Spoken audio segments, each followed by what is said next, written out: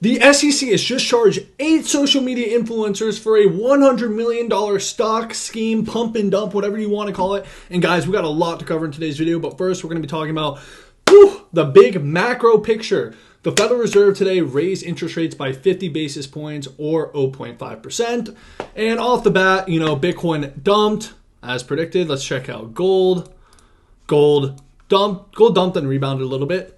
And then the stock market dumped too. And in the press conference, guys, the Fed made it very, very clear that Jerome Powell needs to get inflation back down to 2%. And as I say here, the Fed repeats ongoing rate increases are likely appropriate. Now, the markets got a little bit bullish earlier because everyone knew there was going to be a 50 basis point rate hike today. But some investors are thinking, hey, maybe in the next session, it's only a 25 basis point rate hike instead of a 50 basis point rate hike.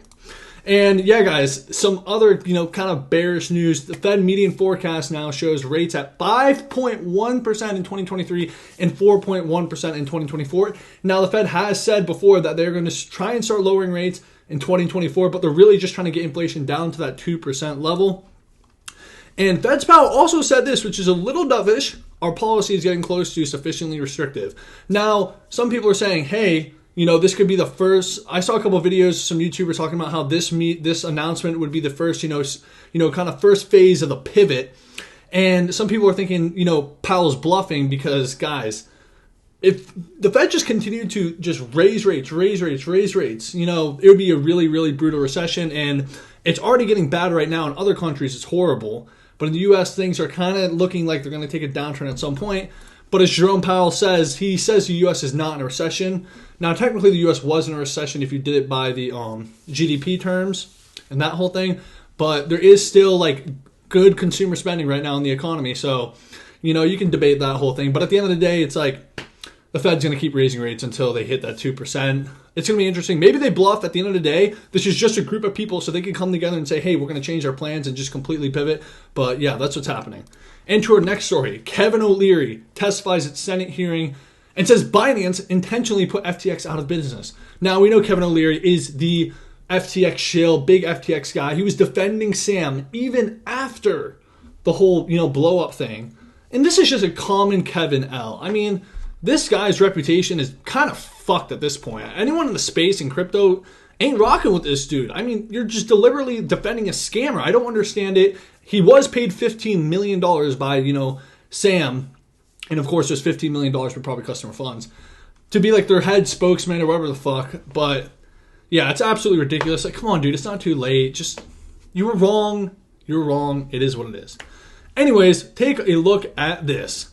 The SEC has charged 8 social media influencers in a $100 million stock manipulation scheme promoted on Discord and Twitter. Now, this is not crypto. This is stocks. And this isn't the first time we've seen SEC come after, financial influencer people. They came after some of the BitConnect guys earlier this year. And BitConnect was a cryptocurrency, if you don't remember. They came after some of the BitConnect influencers. And we've also seen reports that they've come after some of the Hex influencers. But take a look at this. On the U.S. SEC page, SEC charges 8 social media influencers a $100 million stock manipulation scheme promoted on Discord and Twitter. And here are the 7 people who got charged. Perry Matlock, also known as PJ Matlock. Edward Constantin, a.k.a. Mr. Zach Morris. Thomas Cooperman, at Oh Hey Tommy. Gary Deal, at Notorious Alerts. Mitchell Hennessy, at Hugh Henney.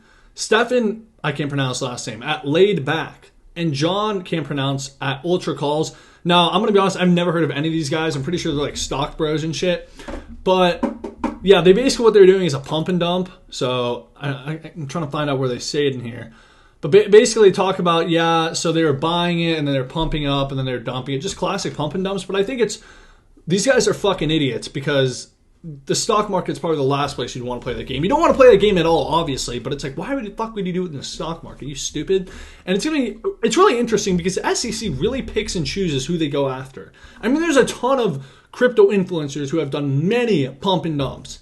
Some guys with over 1 million followers, and they're not coming after them. And the SEC, it's like, at the end of the day, there are people, and they do have favorites, and they do have people they like and they don't like, but yeah, it is what it is. Pretty interesting stuff. And yeah, guys, that's really all I got for the video. Make sure you're following me on all my other socials and go follow me on Twitter if you want the fastest fucking news. I'm doing it on Twitter. I'm also dropping a bunch of alpha on Twitter. I drop hella great educational content.